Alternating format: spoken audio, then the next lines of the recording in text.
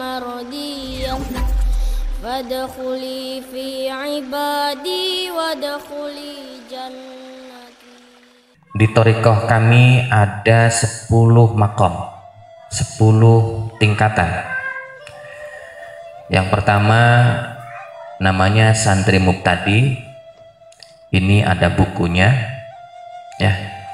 Dan nanti di 10 tingkatan ini semua kami bukukan, saya bukukan, tinggal nanti dipelajari di rumah masing-masing, dilaksanakan apa yang sudah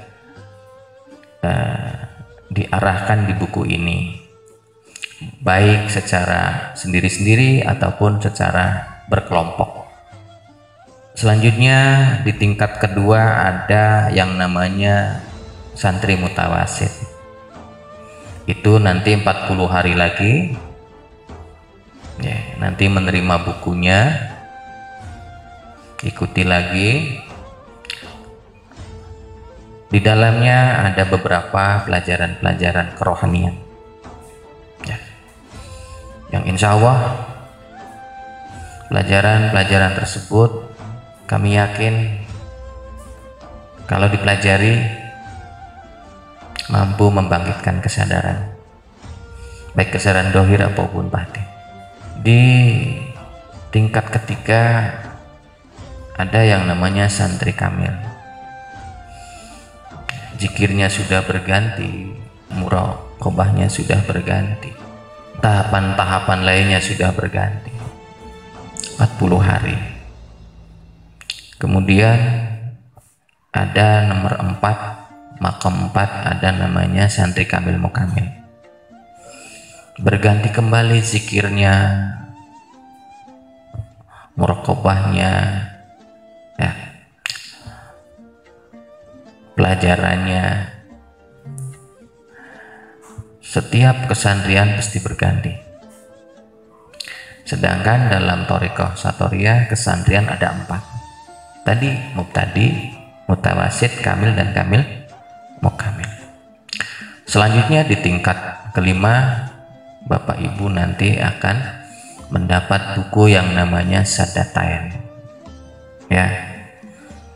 Nah, ada tahapan-tahapannya, metode-metodenya, nah, zikirnya, puasanya, sehingga Ibu nanti mengerti apa itu syahidu wa masyhud ketika bersyahadat. Selanjutnya nanti di tingkat keenam ada yang namanya Muhammadiyah atau Muhammadi. Nah, Ibu nanti belajar untuk mengenal tentang hakikat Muhammad. Zikirnya sholawat. Nah, kita nanti belajar bagaimana bersambung atau tersambung dengan Nur Muhammad, dengan Sir Muhammad, dengan Ruh Muhammad, sampai nanti ibu bapak bisa mengerti bagaimana menjadi umat Muhammad. Bismillah, semoga Allah ridho kepada kita semua. Nah, selanjutnya nanti ada pelajaran kitmanus sirri. Ini asror, ini rahasia.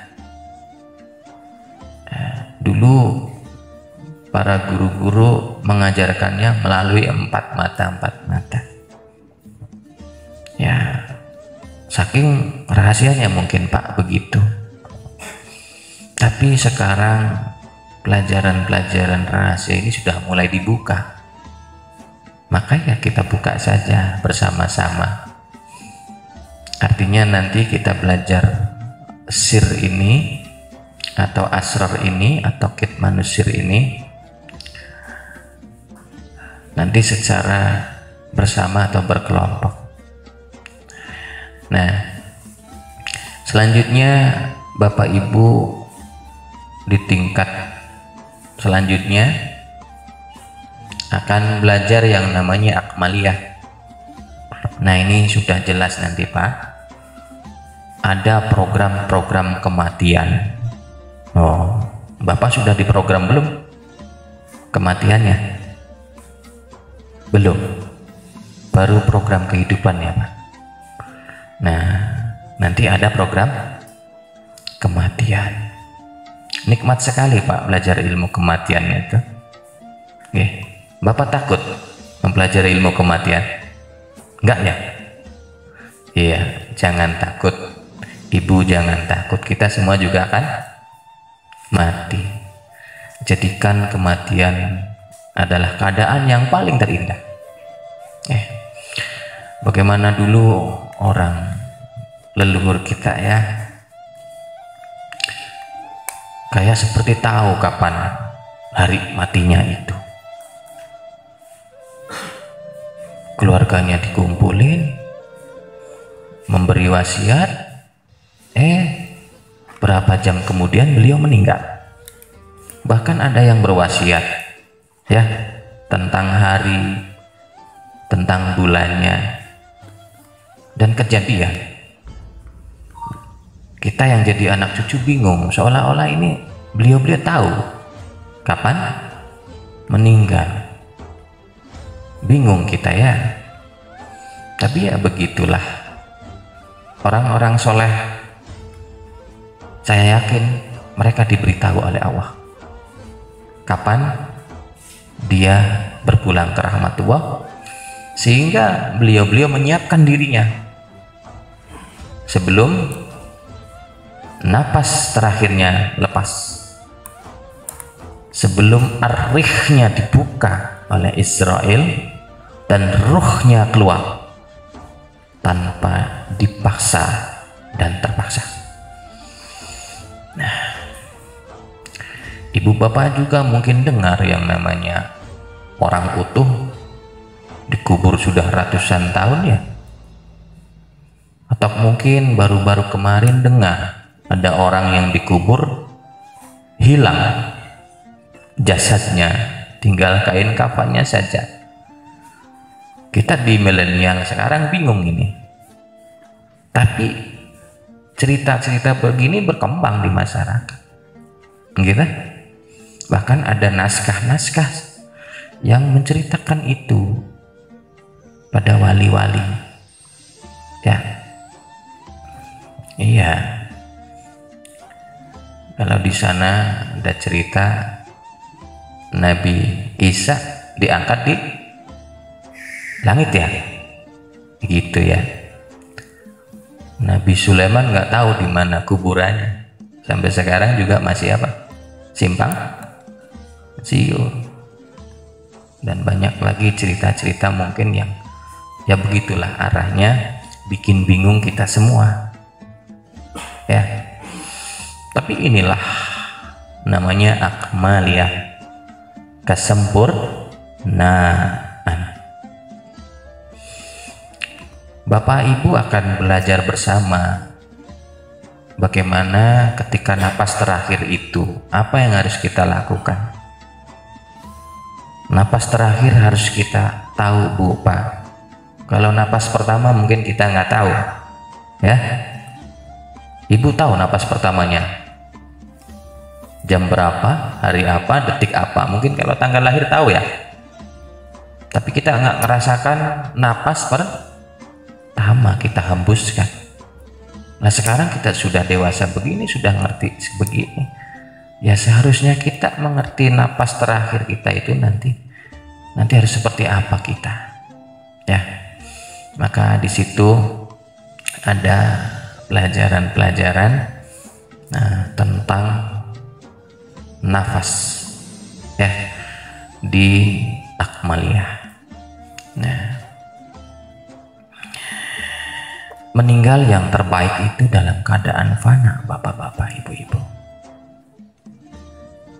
Sebelum arih kita dibuka oleh Israel, kita sudah fana lebih dulu.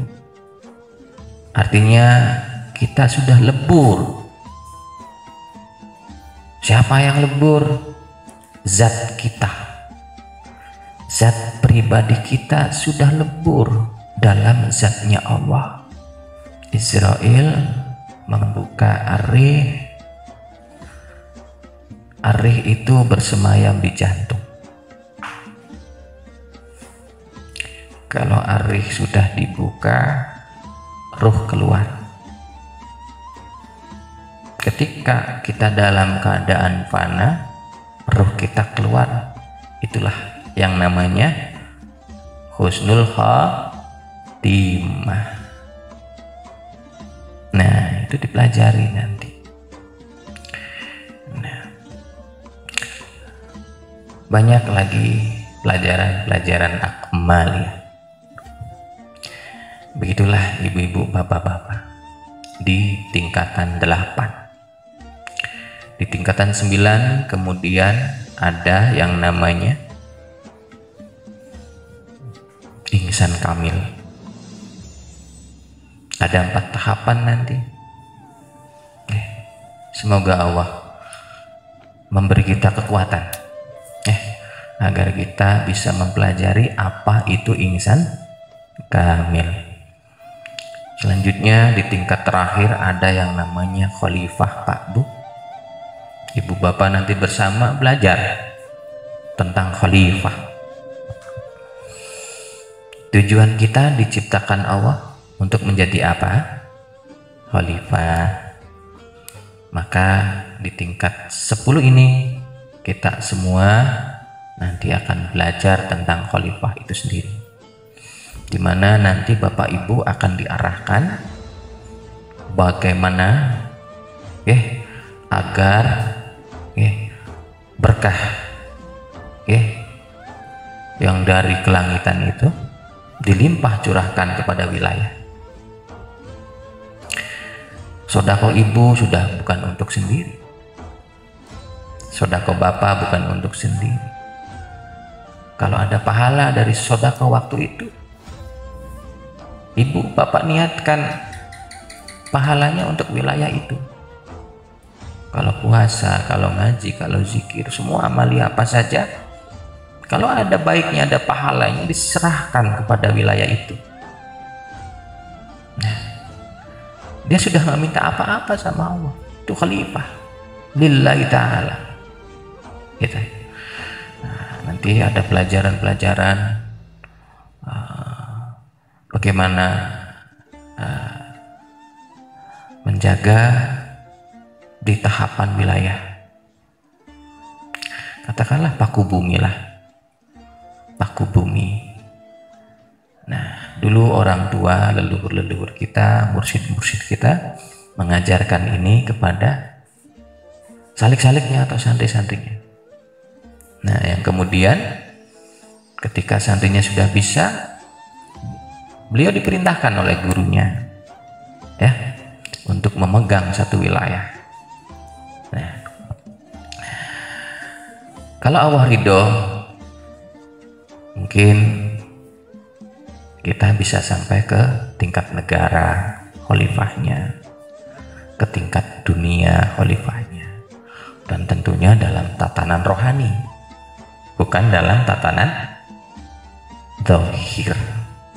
Begitu Bapak Ibu. Nah, begitulah tahapan di thariqah Satoriyah.